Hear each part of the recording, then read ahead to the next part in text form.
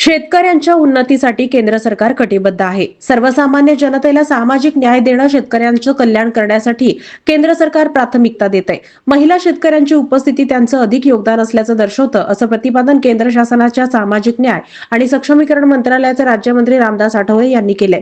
ते शबरी कृषी प्रतिष्ठान सोलापूर संचलित कृषी विज्ञान केंद्र सोलापूर येथे आयोजित किसान सन्मान समारोहाच्या कार्यक्रमाप्रसंगी बोलत होते. यावेळी सोलापूर जिल्ह्याचे पालकमंत्री जयकुमार गोरे हे दूरदृश्य प्रणालीद्वारे उपस्थित राहून या कार्यक्रमासाठी त्यांनी शुभेच्छा दिल्या.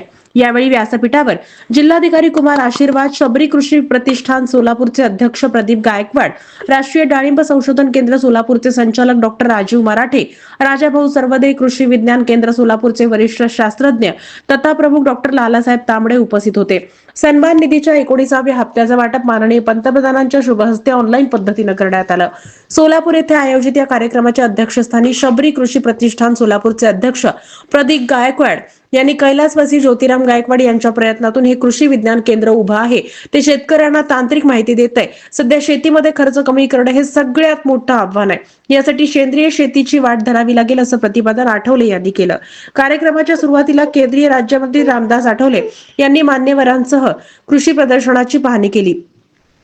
यावेळी कृषी विज्ञान केंद्र सोलापूरच्या माजी प्रशिक्षणार्थींनी उत्पादित केलेली सेंद्रिय अंजीर, हुरडा, श्रीखंड, जात्यावर केलेली तूर डाळ तसेच ज्वारीचे विविध प्रक्रियायुक्त पदार्थ, नाचणीची बिस्किट आदींची पाहणी केली. याबरोबर महिला शेतकरी उत्पादक कंपनी बोरामनी आणि सेंद्रिय न्यूट्रिशनल मॉल याबद्दल मंत्री महोदयांनी सखोल अशी माहिती घेतली.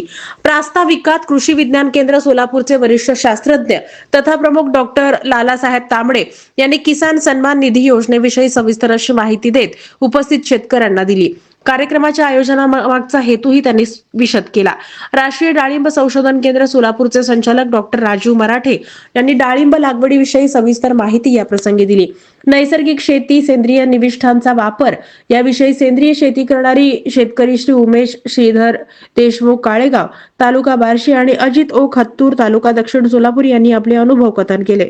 अंतिम सत्रात माननीय पंतप्रधान नरेंद्रजी मोदी यांचे भागलपूर बिहार येथून व्हिडिओ कॉन्फरन्सिंगद्वारे संभाषणाचं आयोजन करण्यात आलं होतं. या कार्यक्रमासाठी काळेगाव, सुरडी, दहिटणे, ढोराळे, पिंपरी, कंदलगाव, पोरामणी तालुका बार्शी, हत्तूर तालुका दक्षिण सोलापूर, चुंगी, मोठ्याळ, बोरगाव, साफळे, कांजी कवस, किणीवाडी, अक्कलकोट येथील शेतकरी उपस्थित होते. कार्यक्रमाचं सूत्रसंचालन विशेषज्ञ अमोल शास्त्री यांनी केलं. आभार प्रदर्शन प्रदीप गोंजारी यांनी केले.